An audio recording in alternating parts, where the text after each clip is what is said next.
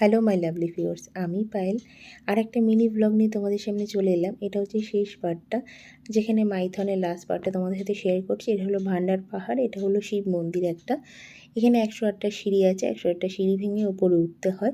প্রচণ্ড কষ্ট হচ্ছিল, তার কারণ সিঁড়িগুলো বেশ উঁচুর দিকেই আছে, তো পাহাড় একটু পাহাড়ি অঞ্চল, একটু অসুবিধা হচ্ছিল। তো যাই হোক, ভগবানের দর্শন পাওয়াটা ততটা তো সোজা নয়, সেই জন্য খুব কষ্ট করে করে যাচ্ছিলাম। একটু যাচ্ছিলাম, হাঁপিয়ে যাচ্ছিলাম, একটু দাঁড়াচ্ছিলাম। তো দেখো, কথা বলতে বলতে তোমাদের সাথে চলে এসেছি ভান্ডার পাহাড়ের একদম কাছাকাছি। তো এখানে যে ওং লেখা আছে, আর এখানে না বিভিন্ন রকমের ডালা পাওয়া যায়। 50 টাকা, 30 টাকা, 100 টাকা। তোমরা বাড়ি থেকেও নিয়ে যেতে পারো বা ওদের কাছ থেকে নিতে পারো। এখানে মানে বেলপাতা, ফুল, মোমবাতি, ধূপ সবই দিয়ে দেয়। তো তোমরা ওখান থেকেও কিনতে পারো, বা তোমরা যারা ভাবছো পুজো দেবে বাড়ি থেকে নিয়েও যেতে পারো, কোনো অসুবিধে নেই। তো এই যে ভান্ডার পাহাড়ের ওপরটা, এটা কথা বলতে বলতে চলে এসেছে একদম ওপরে। আর এখান থেকে না মাইথন শহরটা অনেকটাই দেখা যায়, খুব ভালো লাগে এখান থেকে মাইথন শহরটা দেখতে। তবে সেই দিন না একটু কুয়াশা ছিল বলে তোমাদেরকে কতটা ক্যামেরার মাধ্যমে বোঝাতে পারছি জানি না। তবে জানো তো, খুব ভালো লাগছিল ওখানে সেদিনকে। হালকা হালকা ঠান্ডা ছিল, কুয়াশা ছিল, বেশ ভালো লাগছিল। এই যে ভান্ডার পাহাড়ের পুরো মানে ওপর থেকেই মাইথন শহরটা দেখা যায়। আর এই যে আমাদের ভান্ডার পাহাড়ের শিব ঠাকুর, এখানে অনেকে জল ঢালে বা অনেকে পুজোও দেয়। আর এখানে আমরা গিয়ে পুজো দিয়েছিলাম। এখানে একজন পুরোহিত মশাই আছেন, উনি পুজো করেন এখানে। তারপরে আমরা চলে আসলাম শ্রী কল্যাণেশ্বরী মন্দির। এটা খুব বিখ্যাত একটা মন্দির। এখানে যারা মাইথনে যারা ঘুরতে গেছে তারা অবশ্যই এখানে এসো, শ্রী কল্যাণেশ্বরী মন্দিরে। এখানে একটা মায়ের মন্দির, এটা কিন্তু নতুন কল্যাণেশ্বরী মন্দির। এখানে প্রচুর দোকান আছে ভেতরে, এখানেও ডালা নিয়ে পুজো দেওয়া যায়। তবে এত ভিড় থাকে, সেই জন্য দিইনি। এটা নাকি খুব জাগ্রত মন্দির। এখানে যাদের সন্তান হয় না তারা এসে নাকি এখানে নাকি মানত করলে তাদের সন্তান হয়, বিভিন্ন মনস্কামনা পূরণ হয়। তবে এখানে এত ভিড় থাকার জন্য প্রচণ্ড লাইন ছিল, তার জন্য আমরা পুজো দিতে পারিনি। এই যে আস্তে আস্তে দেখো, তোমাদের সাথে কথা বলতে বলতে আস্তে আস্তে কল্যাণেশ্বরী মায়ের মন্দিরে ঢুকছি। আর ভেতরটা খুব সুন্দর, আর ভেতরটা বেশ নিরিবিলি এরিয়া, বেশ শান্ত শিষ্ট, খুব ভাল লাগছিল। এখানে মায়ের পুজো হচ্ছিল। তবে পুরনো কল্যাণেশ্বরী মন্দিরে আমরা গেছিলাম, এটা তোমাদের সাথে নতুন কল্যাণেশ্বরী মন্দিরটায় দেখাচ্ছি। এইখানকার মা, মানে এখানে যিনি আদি মা ছিলেন, তিনি এখন পুরনো কল্যাণেশ্বরী মন্দিরে আছেন। আর এখানে নতুন কল্যাণেশ্বরী মায়ের মূর্তি প্রতিষ্ঠা করা হয়েছে। আর পুরনো কল্যাণেশ্বরী মন্দিরে পুজো হলে নাকি এই মানে নতুন কল্যাণেশ্বরী মন্দিরেই নাকি পুজো শুরু হয়। ওখানকার লোকাল পাবলিক এটাই আমাদেরকে বলেছে। এই যে ভেতরটা তোমাদের সাথে ঘুরিয়ে ঘুরিয়ে দেখাচ্ছি। আর কল্যাণেশ্বরী মায়ের মন্দিরের পিছন দিকটায় এরকম একটা ঝর্ণা মতো আছে, যেখানে জল আছে। এখানে অনেকে না ছবি তুলতে আসছিল। এখানটা খুব সুন্দর লাগছিল বিকেলবেলা। এখানে একজন পাথরের ওপরে সবাই এখানে বসছিল, বেশ ভালো লাগছিল। যারা আসবে অবশ্যই পেছন দিকটা এসো, তোমাদের ভালো লাগবে। আমি ফটো শ্যুট করার জন্য এখানেই বসেছিলাম, আবার আমার বর ভিডিও করছিল। খুব সুন্দর লাগছিল এই জায়গাটা।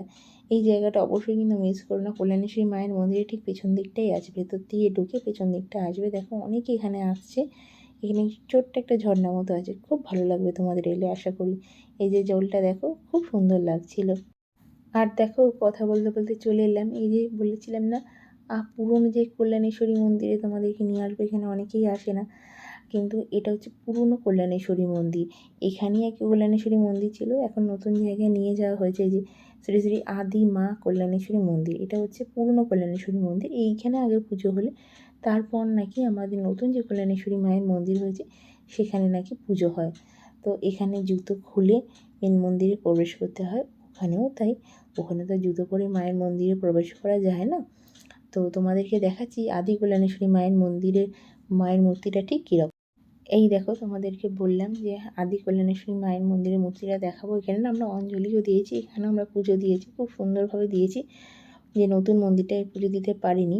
এইখানে দেখো যে আদি কল্যাণেশ্বরী মায়ের মন্দিরের এই মূর্তিটা খুব ভালো, এখানে পুজো দিয়েছি। আমার খুব ভালো লেগেছে এখানকার পরিবেশটা, এত শান্ত নিরিবিলি, এত নিজের মতো করে পুজো করা যায়। আর পূজারী যিনি ছিলেন তার ব্যবহার খুব ভালো ছিল।